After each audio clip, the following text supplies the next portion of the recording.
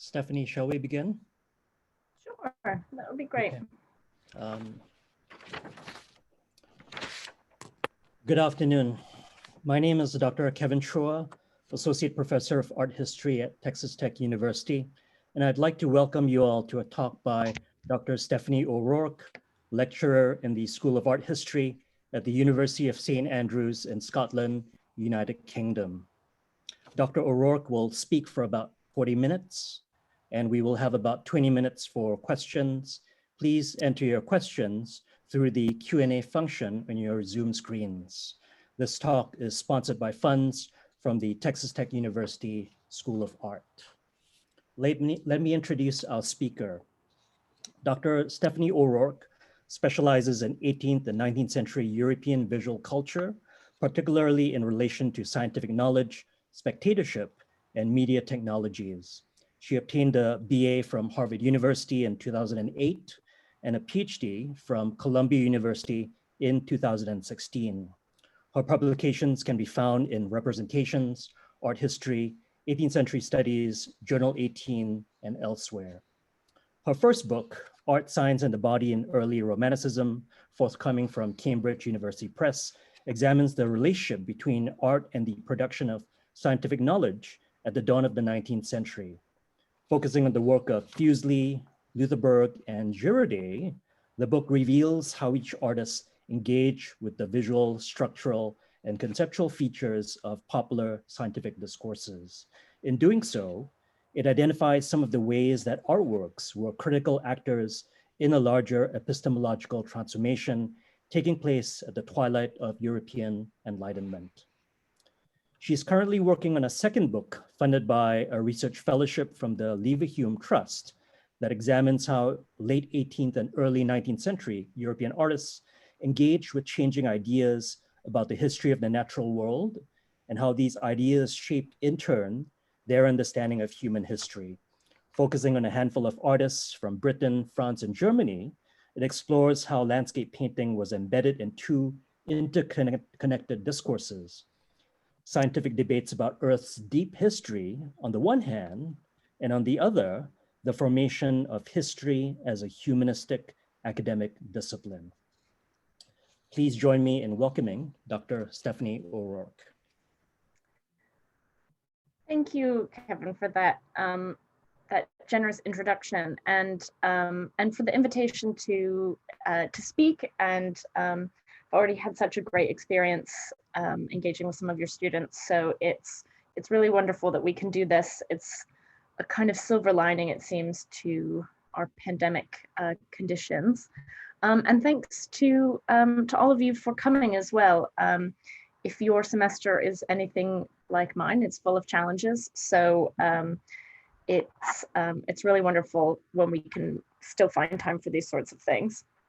Right, so what I'm going to present on is very much a work in progress, which means that it's maybe, I'd be very open to questions. I might not always have the answers to them. And I'm also just sort of interested to know what sticks and what tracks. And as Kevin mentioned, the larger arc of the book is 18th, 19th century Western European art, not exclusively French, and dealing with historical conceptions of the natural world. And this is from a chapter that I'm currently working on where I'm trying to think about French forests. And I'm not the first to turn to this subject, but I'm trying to do something very particular. I hope you'll see. Okay. Let me just dive right in then. It was unusual as far as portrayals of French sovereign power were concerned. The new king and his young family wandering the grounds of Versailles on a cool wintry day. These two paintings, which had been commissioned at considerable expense for the French king, were exhibited together at the 1777 Salon as two views of the garden of Versailles at the time of the felling of the trees, where they attracted a great deal of public interest. The scene conveyed a startlingly different vision of sovereignty than the one famously offered by Hyacinthe Rigaud of the king's grandfather Louis XIV in 1701, and which served as the model for his own later portrait by Calais in 1779. These formal portraits that you see here deployed a dense tapestry of iconographic references in which emblems of the Bourbon dynasty and the Catholic Church are so tightly intertwined that it's almost as if there's no air in the room, only signs of legitimacy, wealth, and might. In Hubert Robert's painting, by contrast, the monarch and his family are surrounded by air, and not just by air, but by laborers, by people, by piles of wood. Among other things, Robert's paintings seem to articulate a decidedly Enlightenment model of monarchical authority, in which the king's power resides in his ability to shape the natural environment itself. The emblem of his sovereignty is not the fleur-de-lis which you see on his robes on the right, nor even the grand statues that surround him in the grounds of Versailles. It is the massive felled tree in the very center of the composition that juts out awkwardly into the foreground like a wayward orthogonal line. Trees had long been a symbol of royal authority in early modern France. So under Francois I and Henri II, for example, trees were planted along major roads to remind travelers of the presence of the state throughout the country. Robert instead commemorates their removal.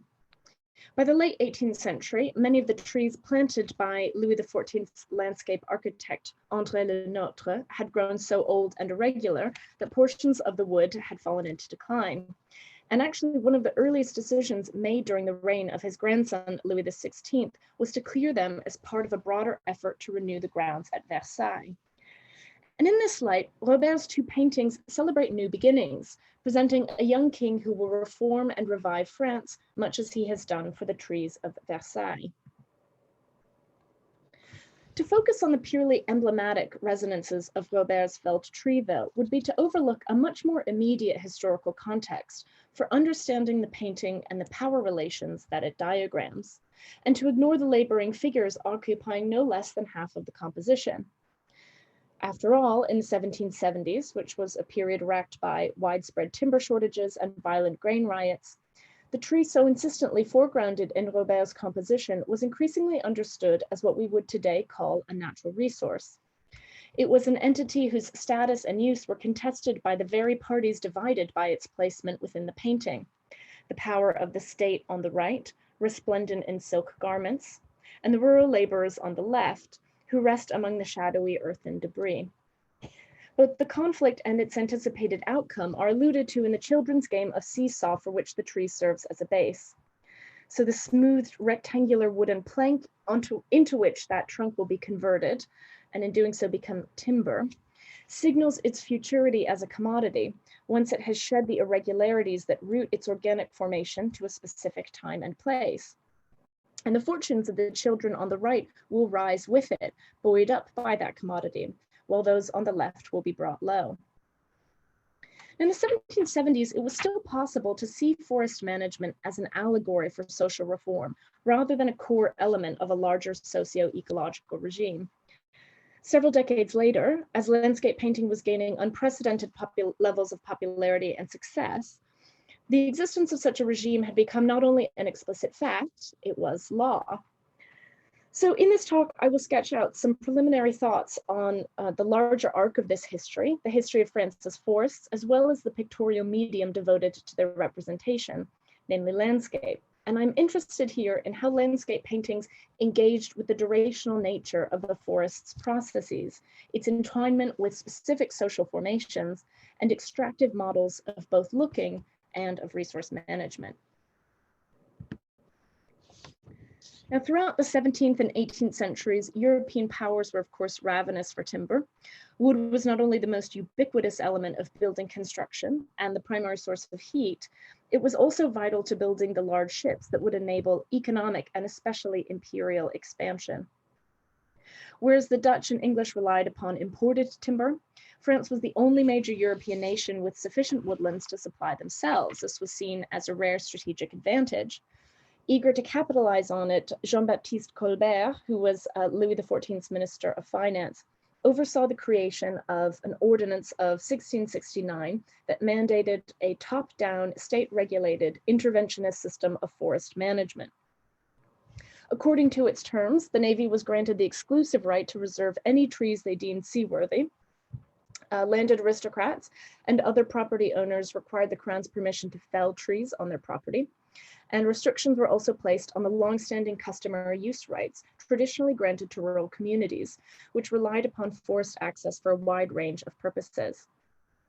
Through its efforts to centrally regulate a geographically dispersed resource, the ordinance constituted the kind of large-scale management project that was central to the formation of modern bureaucratic nation-states. The Ordinance of 1669 assumed that the long-term interests of the state stood at odds with the more immediate interests of both landowners who might wish to profit off of clearing trees and rural populations that relied and had relied for centuries on woodlands for food and medicine, pasturage for livestock, bark for tanning, and fallen branches for firewood. In the broadest sense, the ordinance determined that short-term local gains must be suppressed to serve long-term centralized gains. Yet it was hardly advocating for a model of political or economic collectivism. On the contrary, it divested many rural laborers from their traditional access to communal and seigneurial woodlands. Such changes would become an essential precondition for the operations of capitalist resource extraction, which, as Johanna Dahlin and Martin Fredrickson have argued, first entails the conversion of resources that were formerly perceived as common into private property. Now, Colbert's ordinance took several decades to enforce and was never uniformly adopted. For much of its life, it was quite weak in its application. But a number of treatises emerged to advise on forest management during this period, in which woodlands were understood primarily as something like a conglomerate of trees, whose growth could be optimized in line with ascendant technocratic principles, rather than viewed as diverse habitats in which many valuable plants and animals should thrive. And this is a process that Dahlin and Fredrickson call unbundling, whereby certain aspects of a natural environment are treated as distinct or separable from the landscape in which they are embedded, enabling their subsequent extraction. I'm showing you some scans from Dumont du Monceau's treatise on the exploitation of wood, one providing illustrations dealing not only with techniques for felling trees and producing charcoal, but also offering, as you see this figure on the left, a Cartesian grid against which the concentric rings of a tree trunk could be measured in order to estimate the age and weight of a given tree. And you see on the right, an illustration advising on how to reduce forms of irregularity, the curvature of the tree on the right, seen as very undesirable for being converted into timber. And the suggestive power of these diagrams implies that organic growth could be abstracted and rationalized according to mathematical principles. But the most recalcitrant problem posed by the forest remained time. In practical terms, forests still require an unusually long-sighted form of planning because many species take over a decade to reach maturity and several require 50 or 80 years. Replenishing or simply maintaining, for instance, stock of trees was an intrinsically multi-generational undertaking. And this is what Julian Norblad calls the long-termism of the forest. Parties who were charged with shoring up multi-decade prosperity and those who relied upon old-growth trees for things like shipbuilding were at odds with the owners of private woodlands and of heat-powered forges, both of whom stood to gain from near-term felling. The conflicting timescales that motivated these two groups caused sufficiently grave concern as to merit discussion in the Encyclopédie's very definition of a forest. Public vigilance, it reads, and this is the Encyclopédie, must oppose the misplaced greed of those who want to sacrifice the duration of their woods to the profit of the moment, end quote. Woods then are slow things. And this was quite a pervasive concept, one espoused even by those who were in the business of cutting them down. As Poke Harrison observes, the best Enlightenment forester was one who knew the proper time frames for the cutting of trees. Harrison writes, in questions of forestry, all is in the timing. Enlightenment forestry entailed managing time, perhaps even as much as the trees themselves. Its value resided in striking a compromise between the duration of the woods and the profit of the moment. Robert's painting envisions a harmonious, or at least a balanced distribution of these varying temporal horizons. The transactional fluctuations of profitability signaled by the seesaw game, played using a plank of timber, are dependent upon the multi-decade growth that has endowed the large felled trunk with its dimensionality and its solidity. They are paired entities, the tree trunk and the seesaw, both materially and pictorially. Families on both sides of the composition emphasize intergenerational continuity and change, which would of course be fitting themes in the context of a recent transfer of monarchical power. And the painting's treatment of recessional space, and I don't have time to go into this, but I think also captures a process whereby natural growth is rationalized within an open terrain through which the viewer's eye can move freely, into which it can kind of recess. It stakes out an expanse whose homogeneity and mathematical order are likewise amenable to the unimpeded flow of commerce. Robert was unusually familiar with the practical concerns of horticulturalists. He had served as landscape architect for several projects on royal estates and elsewhere, earning the title Dessinateur des Jardins du Roi, which was the post previously occupied by Le Nôtre.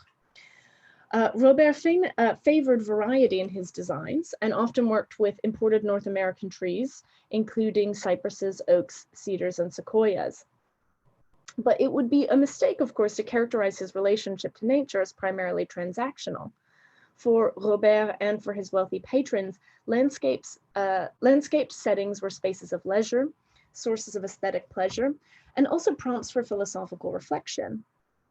The most influential philosopher of nature remained Jean-Jacques Rousseau, whose tomb Robert himself designed. According to Rousseau and many of his contemporaries, nature could offer respite from the corrupting influences of contemporary society.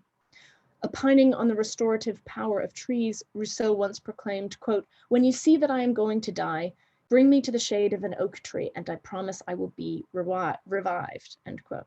And his tomb was fittingly placed on the Île de Peuplier, an illustration of which you see on the lower right here, which is a small island filled with Lombardy poplar trees on a lake at Ermenonville, which was where Rousseau lived at the end of his life. And this was the placement for which Robert, the design for which Robert was involved in, although he was not there for very long. Rousseau was disinterred and later relocated to Paris, but this was the original site of his tomb. Well, there's a great deal that could be said about philosophies of nature at the end of the 18th century. It is worth at least observing that technocratic efforts to rationalize French forest management coincided with a profusion of literary and especially philosophical works that endowed forests with an entirely different set of affective, intellectual, and experiential values. However contradictory these approaches might seem, Robert's painting reminds us of their historical proximity. If anything, the painting reveals a natural environment to be a site laden with conflictual uses and claims, but pictured perhaps to allow us to imagine their resolution. Nature as a resource versus nature as a respite, the profits of the present day versus the future of the woodlands, localized communal use of forests versus their consolidated management under a centralized state, preserving the legacy of the Sun King versus the promise of modernizing reform under his grandson, the seesaw, and the tree trunk. By the dawn of the 19th century, the genre in which Hubert Robert had attained such success was faltering. Scenes of pastoral pleasure, redolent of aristocratic privilege, were not well suited to revolutionary sentiments, and Robert even found himself briefly imprisoned.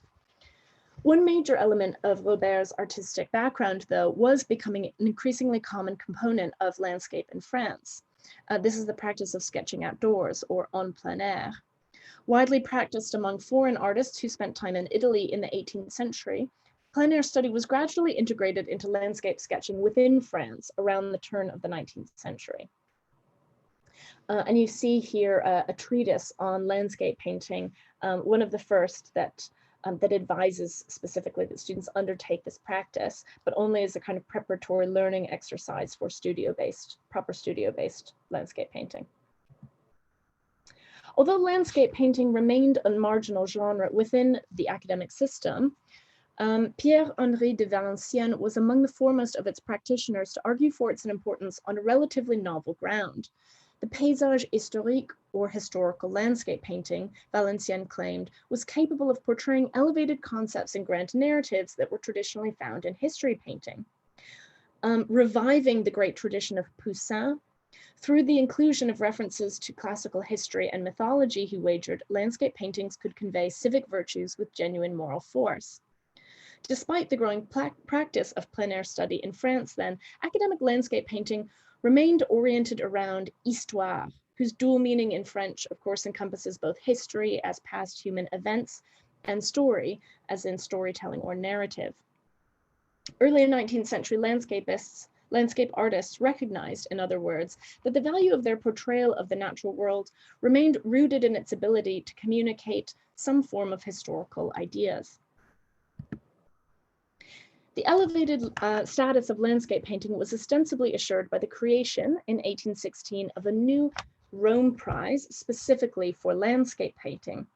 The competition was loosely based on the Rome Prize that had long existed for history painting, in which candidates were evaluated on the basis of increasingly difficult tasks. Rather than begin with a study of the idealized nude body, which is how the history painting Rome Prize began, the landscape competition opened with the dreaded tree exam, in which artists were asked to depict a specific species of tree from memory. The eventual winner of the inaugural competition, who was Achille Edna Michalon, would have been well prepared for the task because his instructor, Jean-Victor Bertin, had published a series of lithographs of tree studies, not unlike the collections published decades earlier by the British painter Alexander Cousins. I'm showing you an example of that on the left. And there were additional publications that look like this too.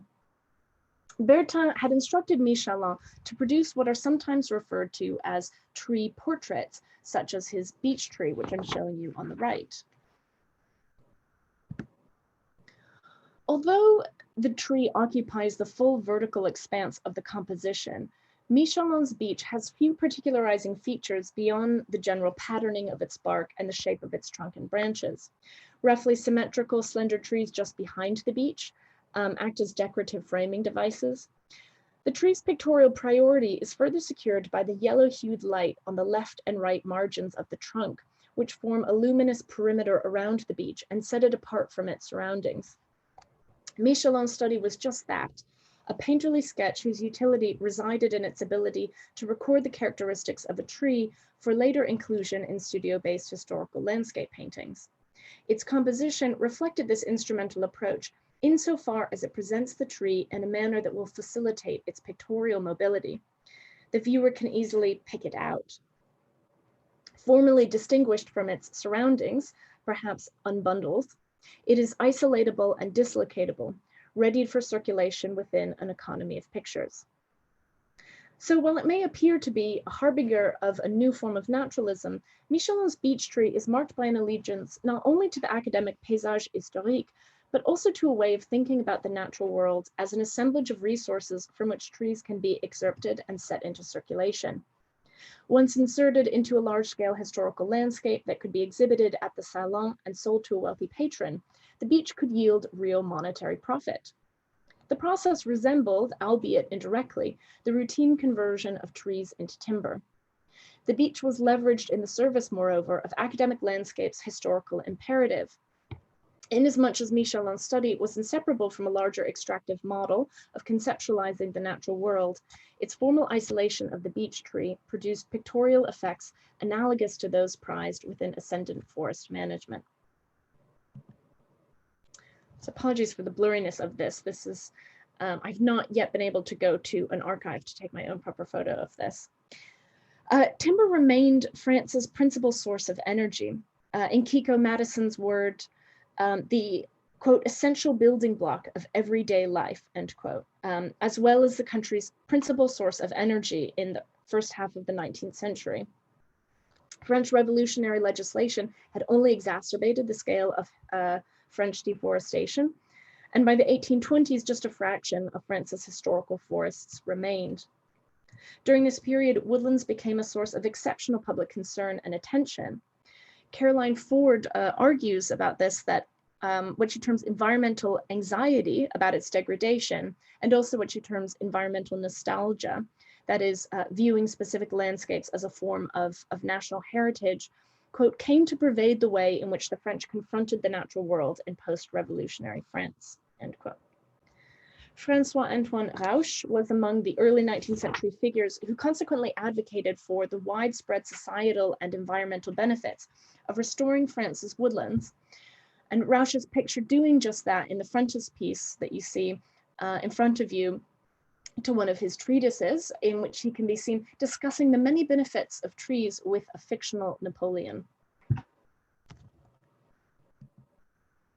The Forest Code of 1827 marked the implementation of a newly bureaucratic model for state control of natural resources that redefined the forest as a quantifiable volume of usable or taxable wood, to the exclusion not only of the other plants and animals inhabiting woodlands, but also of the rural populations that still claimed its use.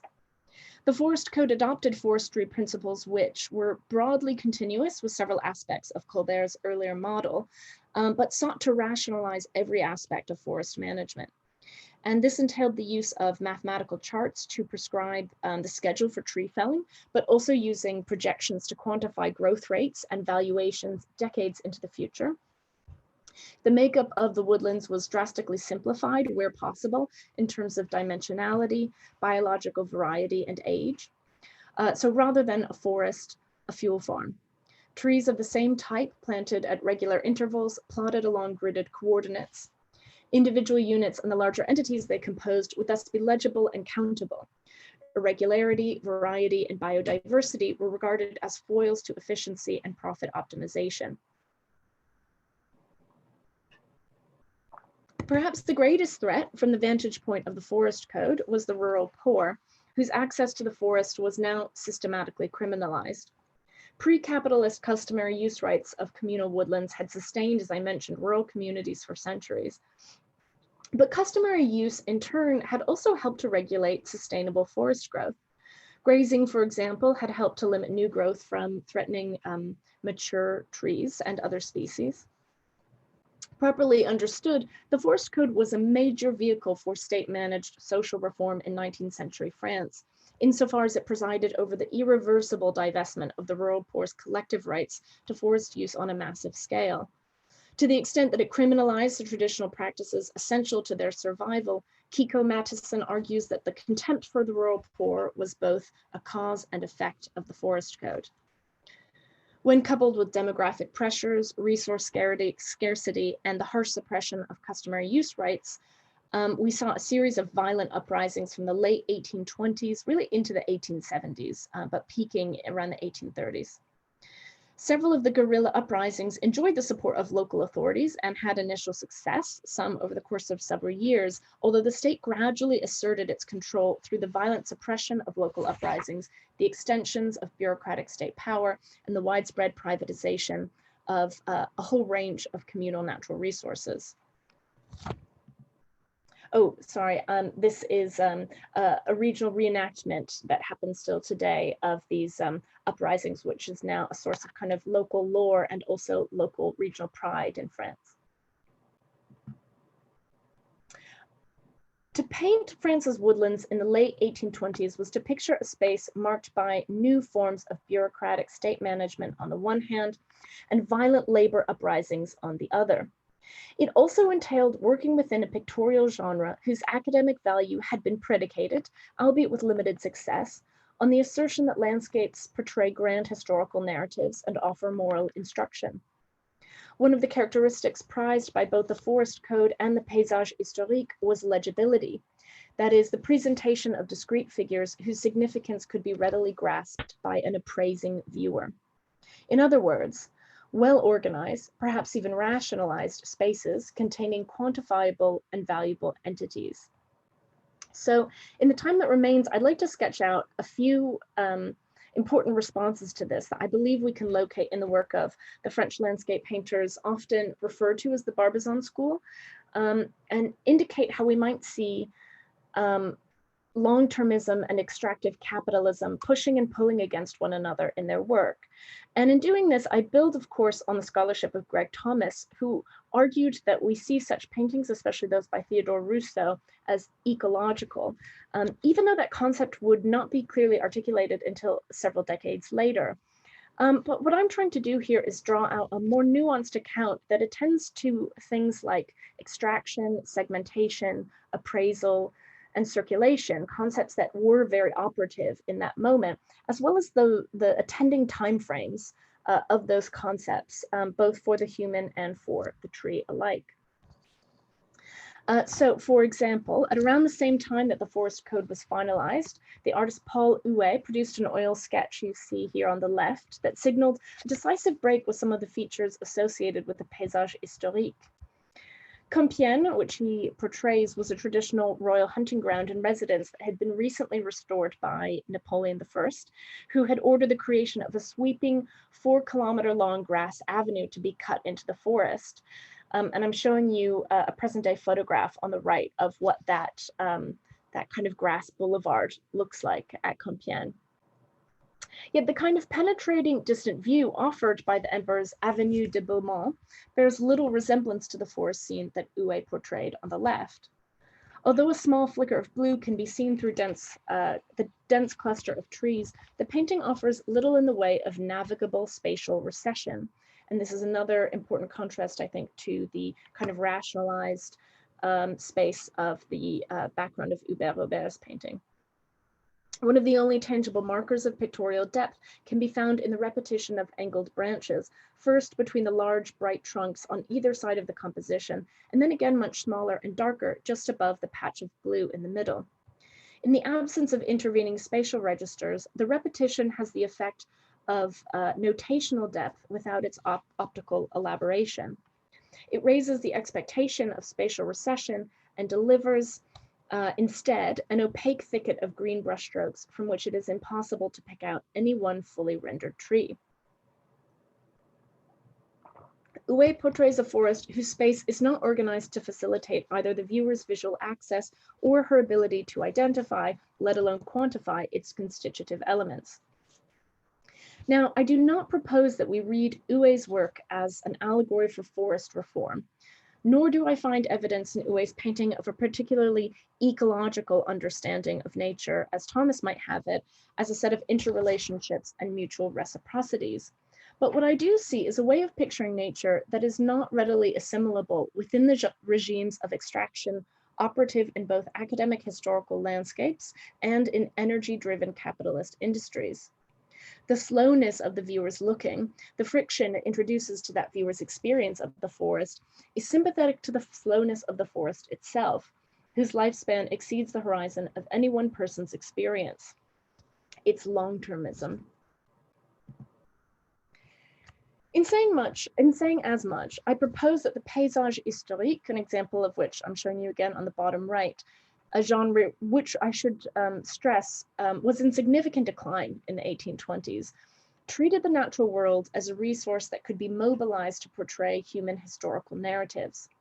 Doing so, it deployed a formal vocabulary that included the foregrounding of expressive human figures, an elevated view, an orderly progression from foreground to midground to background, and reasonably discrete and identifiable natural features. To this, we might add a horizon line, or at least a fixed distinction between land and sky, directional or distributed sunlight, and human figures pictorially set apart from their ground. In order for the viewer to extract value from a landscape, the painting's natural elements would need to facilitate its conveyance of narrative meaning. Yet this is precisely what Huet's painting has not done. Just skip right to Huet's younger compatriot, Rousseau, who in 1837 began working on a formal landscape portraying a tree-lined avenue while staying with his friend, a pupil of Corot, Charles Leroux. So this is another scene of what would be ostensibly this great kind of spatial retreat. Rousseau had been influenced by Huet in the 1830s and was embarking on what seemed at first to be a promising career as a landscapist. Although Rousseau was apparently determined to prove that he could work within academic principles, producing meticulously drawn preparatory studies for Avenue of Chestnuts. I'm showing you one on the top left. Even the artist's biographer and friend Alfred Sancier had to admit that the results culminated in a bizarre tangle of what he called inextricable branches. The placement of each trunk conformed more or less to the rules of perspectival depth that remained core to academic landscape orthodoxy. But any sense of pictorial order they offer is quickly subsumed within an indeterminate chaos of foliage that dominates the composition. Rousseau presents an avenue that closes in upon itself rather than revealing a distant view. The trees lock together overhead, forming a dark vegetal barrier against sky and sun. The painting offers what we might call a distinctly anti-panoramic view, which projects a space that does not facilitate the circulation of gazes of people or indeed of goods. If an extractive model of commerce was predicated on the ability to separate a tree from its roots, break it down into discrete identical units of timber, and set it in motion across physical terrain, as well as the more metaphorical space of the marketplace, Rousseau pictures a visual field inhospitable to such operations. One of the most concentrated expressions of how Barbizon painters staked out a model of landscape painting unassimilable within mainstream forms of artistic valuation, as well as, I'm suggesting here, a whole range of related systems of extraction, segmentation, quantification, fungibility, and mobility. It can be found in the works that Rousseau produced on wood panel, such as the one I'm showing you here. 17th century Dutch landscape painters often used wood supports, and we know that Rousseau particularly favored them for paintings that were destined for the dealer or the collector's market. And this is as reported by his contemporaries and especially his friend and biographer Sancier. The practice takes on a particularly suggestive form in Rousseau's work in light not only of the artist's successful efforts to convince Napoleon III to protect certain historic woodlands in Fontainebleau, and this is something Greg Thomas has done really excellent work to bring to our attention, but also I think a commonly overlooked period in Rousseau's youth where he spent a year working in the timber industry. And this is something Thomas does not really elaborate on. Between the ages of 12 and 14, Rousseau served as a secretary and assistant to his father's friend, a certain Monsieur Maire, who owned a timber business in Besançon with his brother. Rousseau's initial forays into the forest took place during this period. He learned about trees not from romantic literature, but from wood merchants, from lumberjacks, from charcoal burners, and from saw pit operators, and the latter of which you could actually see at work in Hubert Robert's paintings of Versailles, or at least the pendant to the one that I focus on. When Rousseau later referred to cleared woodlands as, quote, the gloomy battlefield where the triumphant woodmen plunder the corpses of the slain, end quote, he brought technical knowledge and experience to this assessment. They were the words of a veteran of that battlefield, one who knew better than most how to count and cut trees for profit. The edge of the woods at Montgérard was included in the works that Rousseau exhibited at the 1855 Exposition Universelle in Paris, which was a rare moment of critical and mainstream success for Rousseau, as well as French landscape painting at that time more generally. It portrays one of the areas within Fontainebleau that the artist specifically petitioned to be protected. To the left, a recently cleared portion of land is populated with young saplings and old growth trees you see on the right, craggy and irregular, loom overhead. A narrow, precipitous path ascended by a single solitary figure divides them. The opposition between new and old growth recalls Robert's painting of Versailles from decades earlier.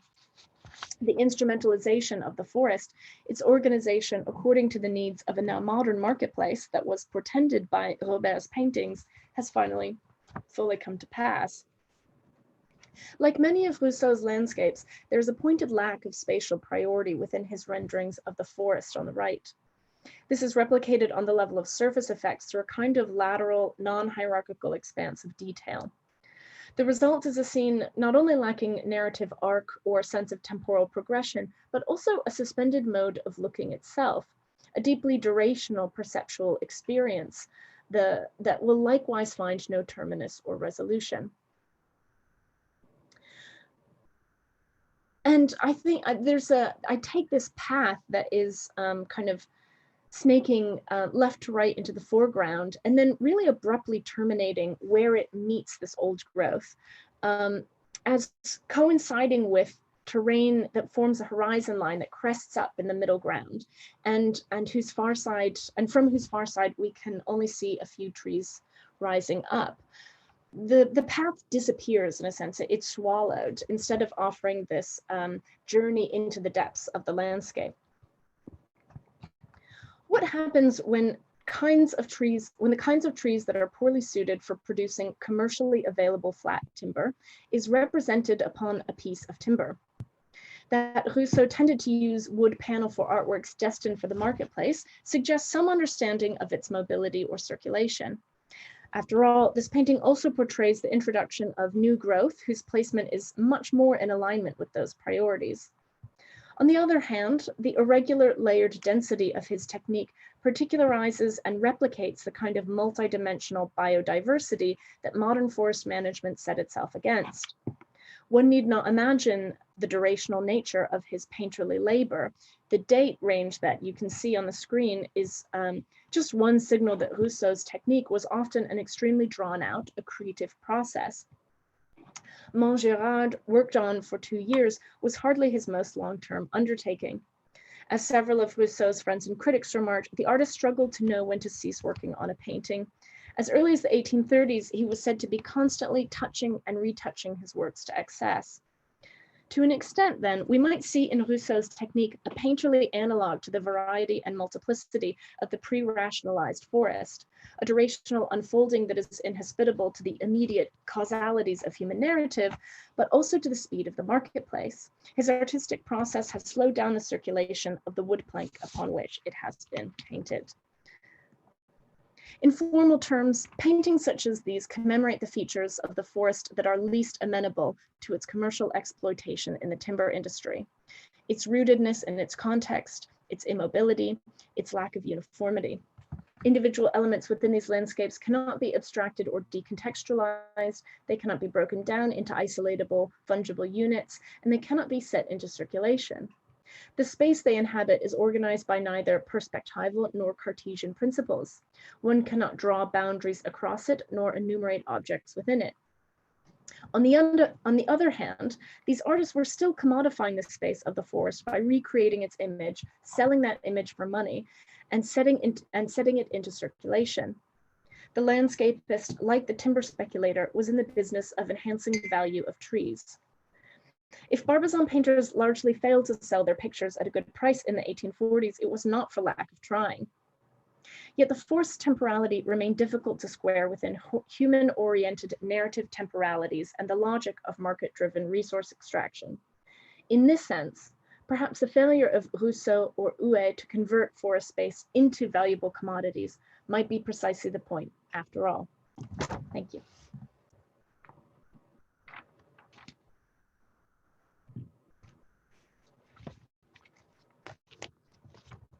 Shall I? Thank you, Stephanie. Unshare this, Kevin, do you think? Yeah, I think you can unshare it.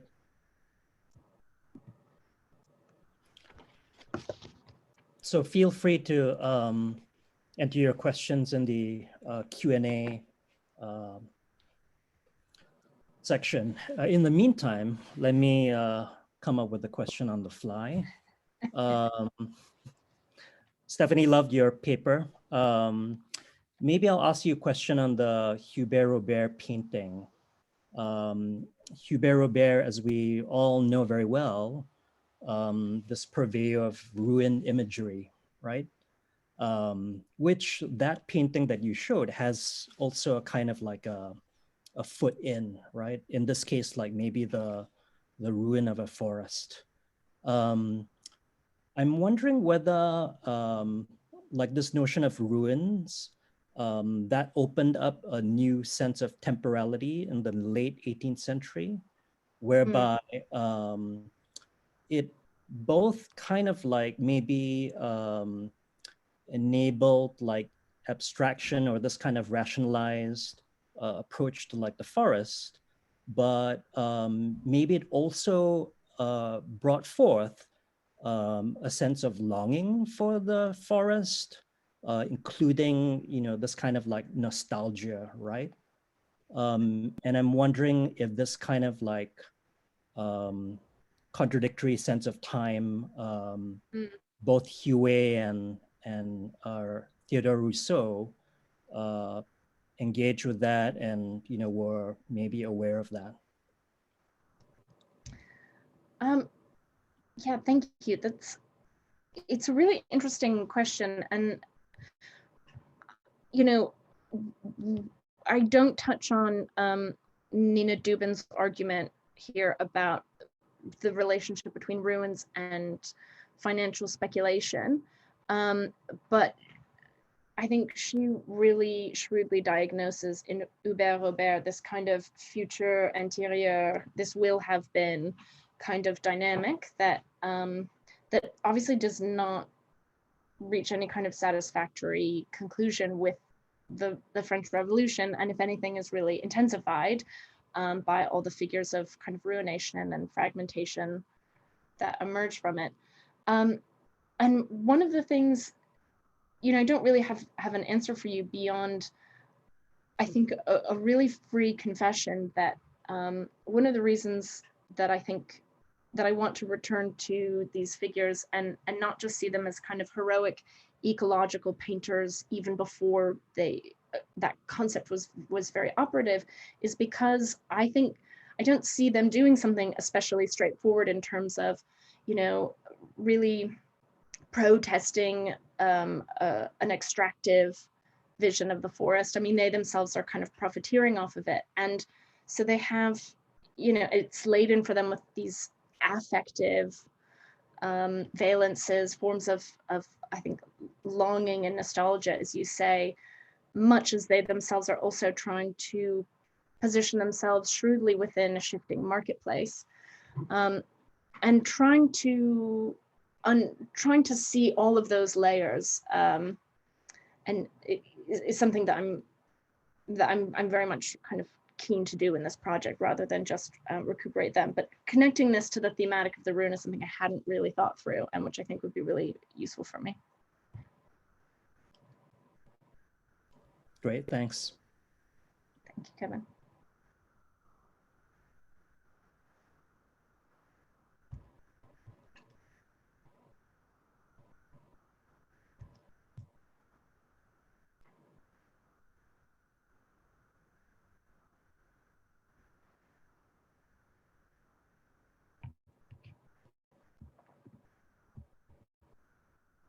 Well, maybe another one.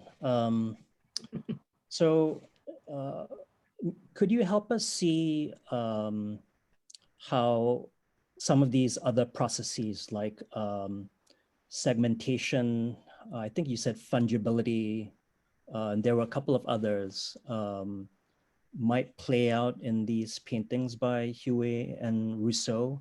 Like, I know you talked about extraction, and I loved your Michelin example, which brought up questions of like legibility, right? Very much in Huet and Rousseau.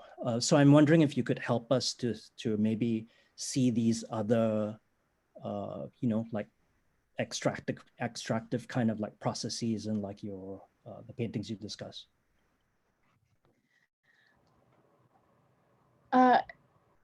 Yes. So a term also that I'm playing around with is this idea of the appraising viewer, as one who's able to kind of quickly identify and tabulate the values of everything in a scene. And I think that's a form of viewing that we might be able to see happening in a salon, as well as within practices of forest management. But I was even thinking about the stark separation between figures and their grounds as one way that you could readily kind of pick out figures and to have a kind of appraising view that unbundles everything, sees its constitutive elements, understands that they could be kind of exchanged for, you know, other units within the painting or in other paintings. And another idea which I didn't expand on here, but which I alluded to, has to do with recessional depth, and as a kind of rationalized space through which the eye can travel and through which goods can travel. And Rousseau has some late works that are really suggestive for that. I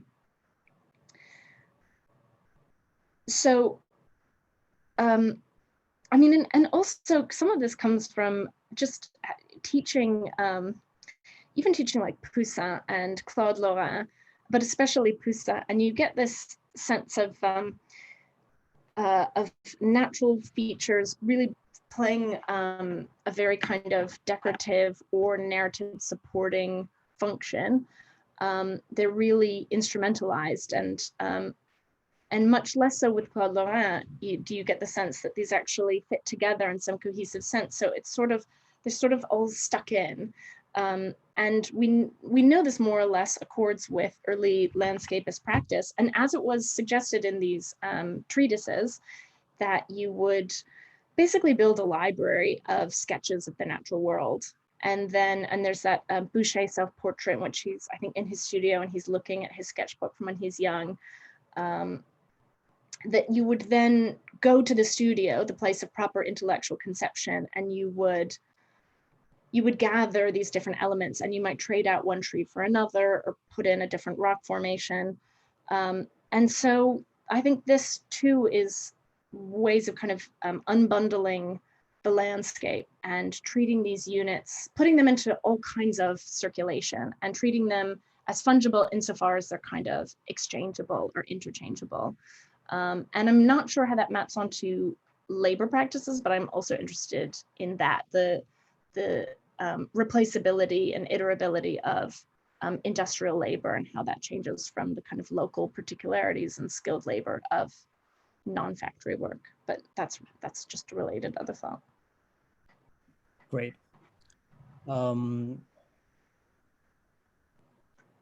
We have a question from Bailey Schrader. Given the ecological and sociological implications of the works and your research into them, could they potentially have a tie to us understanding our own issues in those areas?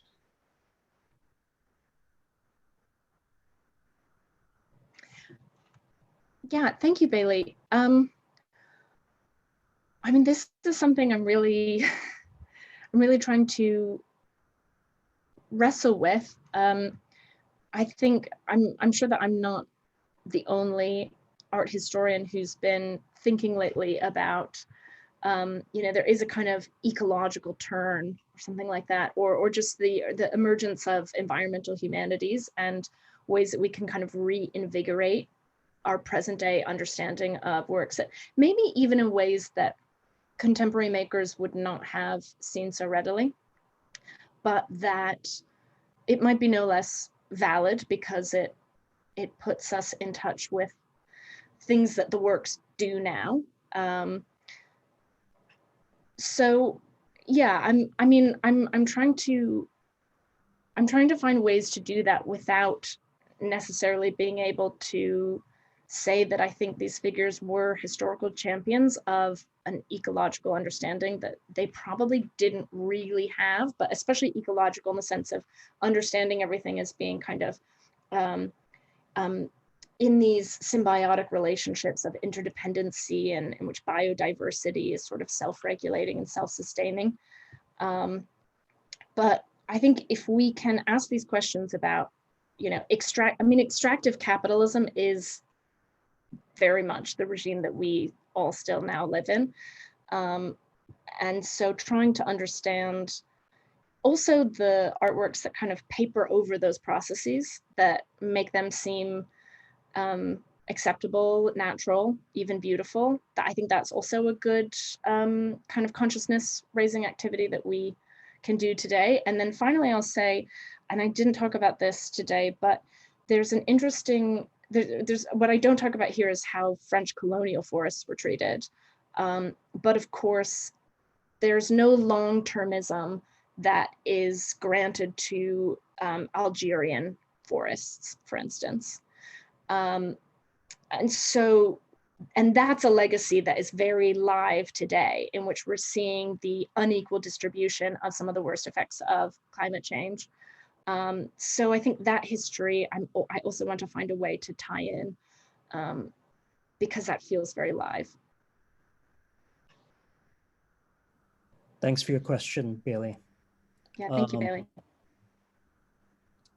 If there's a last question.